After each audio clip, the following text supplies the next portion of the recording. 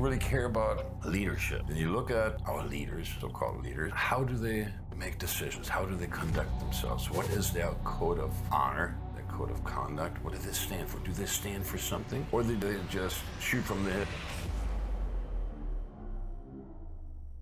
Is Donald Trump a critical thinker?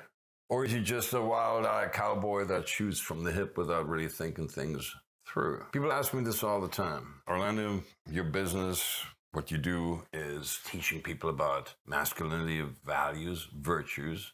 Virtue, by the way, comes from the Latin vir, V-I-R, and that means man. So a virtue is not some blue-nosed church lady that's a goody two-shoes. It is basically what defines a man, what makes a man. A virtue is by definition, by its origin, by its Latin root, a purely male quality. Doesn't mean women can't have virtues, but a real virtue, a virtuous man, is not some guy that just colors within the lines or stays within his lane, just does what he's told. No. A virtuous man could be a knight with a sword, but he would be guided by virtues and overarching values, by some almost spiritual code of conduct that he's decided he wants to live by and conduct himself by. Not to earn brownie points in heaven, not to be regarded by history as a really good, nice man. If you want that, you can get Jimmy Carter. He was a really nice man, but he was not, let's say, the most effective president. I think he had personal integrity. I think he was very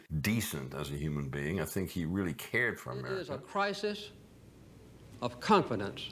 It is a crisis that strikes at the very heart and soul and spirit of our national will. We can see this crisis in the growing doubt about the meaning of our own lives and in the loss of a unity of purpose for our nation.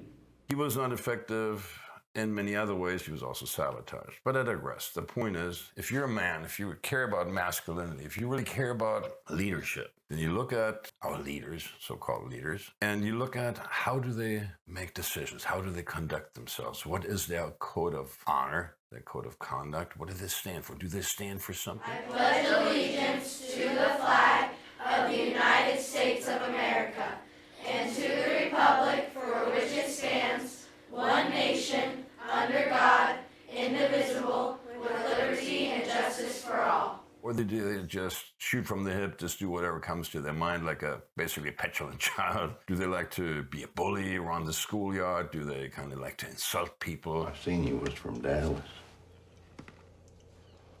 What business is it of yours where I'm from? Friendo?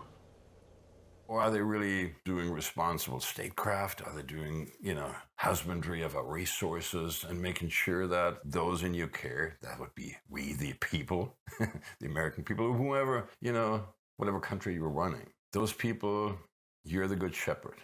You're their king. And kingship is not what people think it is. It's not like King Charles, or it's not some kind of guy in Game of Thrones. A king, if you go back to mythology, or the king of antiquity, King Arthur, the quintessential of all kings, that was a king with a mandate, a king that cared for his people. The king in archetypal philosophy is the wellspring of goodness for life force, if you will, for the people. He's not some kind of tyrant that's all about him, that's narcissistic. I'm the king, I'm the ruler. Starving, you fool! All because of a war you started! You're talking to a king! Or if you've ever watched the movie, the original one, not the remake, of Gladiator with Russell Crowe. And if you remember Marcus Aurelius, who's now the patron saint of the Stoics, completely misunderstood, but let's just say his son, Commodus, is a little tyrant, a little bitch. And he hasn't earned it. He hasn't worked his way up. He's like that little guy in Game of Thrones, the insufferable. He's like that little guy, Joffrey. That's just a tyrant. That's just likes cruelty, sadistic. He likes others to lose so he can win, which is the hallmark of a psychopath. It's also the hallmark of a narcissist. You wrote to me once, listing the 4 chief virtues: wisdom, justice, fortitude, and temperance. As I read the list, I knew I had none of them. When you run a country, you're a ruler, you're a king. You're supposed to be fair, just, balanced. You can shoot from the hip. And I'm a great friend of making decisions quickly. Now, one of the power things that I teach men, one of the 10 points of masculinity, in fact, that I teach, Virtuous values, and one of those is decision-making power. That is the ability not just to make decisions quickly, but to make them with a fair degree of accuracy. Like typically, I've interviewed a lot of CEOs in my life, a lot of people with power. And I ask them, how do you make decisions? Well, I sit down and have all the pros and the cons and reams of information, and I think about this and agonize over this for days and weeks and months.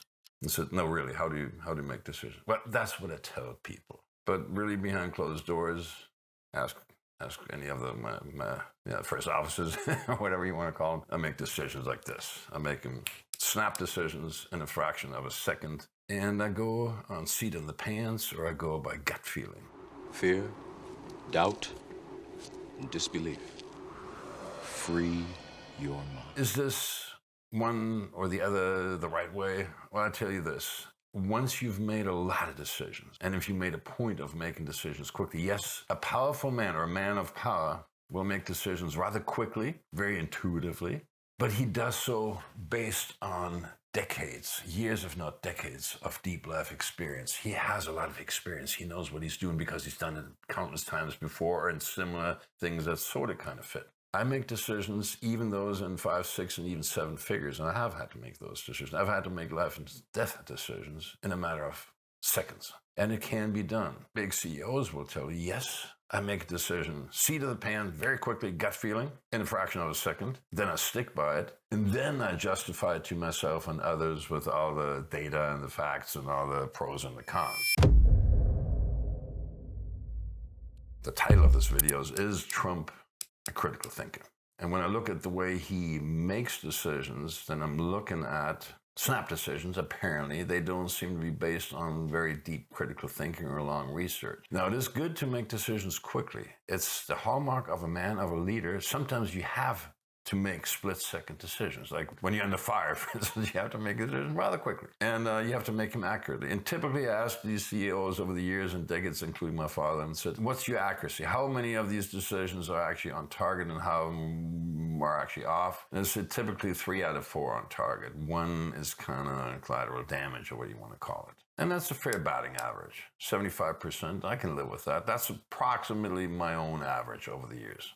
Men with power make decisions rather quickly. They don't agonize forever and hemming and hawing, flip-flopping, neither here nor there. That's just not what a man does. I get it. I'm no exception. And then usually, once you've made a decision, it's off your desk. You don't think about it any longer. You don't go, shit, maybe I should have done, let me flip-flop a little more. We see that in European leaders in particular. We see it all over the place. People that say one thing today, another tomorrow, and yet another 3 days from now. So people like that, I can't trust. I cannot trust anyone who agonizes over decisions ever, and then once he makes one, then he kind of still agonizes over whether it was the right one or not. 9 out of 10 times it was the right one.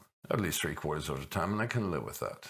That's a good batting average, and I'm willing to live with that in myself and in my leadership. But I also have to do these decisions based on many, many years of real-life experience, of a pretty good body of knowledge and expertise in my chosen field. And in the case of the president of the free world, or of the United States of America, that kind of president would have to make decisions about economics, domestic as well, macroeconomics, about international economics, about international law, about military decisions, about geopolitics. And when you do that, you don't want to make decisions on pure impulse, but on true intuition. Now, and there is such a thing as intuition, really genuine intuition. If you really do genuine intuition, if you really feel into the thing, if you let it envelop you, if you really immerse yourself in the subject matter for a few days, you make it a point to be educated on a wide variety of subjects, some in depth, some in breadth, some in both. Then you look at a lot of the facts. And when you're faced with any kind of conundrum or problem, you cannot solve a problem unless it's accurately defined. If you cannot define a problem accurately, there's no way in hell you're going to solve it. So that means naturally you have to be a little bit of a Renaissance man. You have to immerse yourself and educate yourself in a wide variety of subjects. As a president, it would behoove you to know a little bit about psychology, a little bit about geopolitics, a lot about diplomacy, a certain amount of military tactics and strategies, the long game. You want to know people. You want to be able to, that's what I'm saying, psychology or knowledge of people. reading people. You want to have all these qualities. And then you're not making decisions so much based on impulse or whim or spur of the moment, but on a more of a base where you can actually draw upon so much life experience, intuition, real life events, that you make decisions based on intuition versus impulse. Now, what do I mean by that? We all heard this, oh, this is kind of counterintuitive. But what do people really mean by that? What they most of the time mean is really counterintuitive.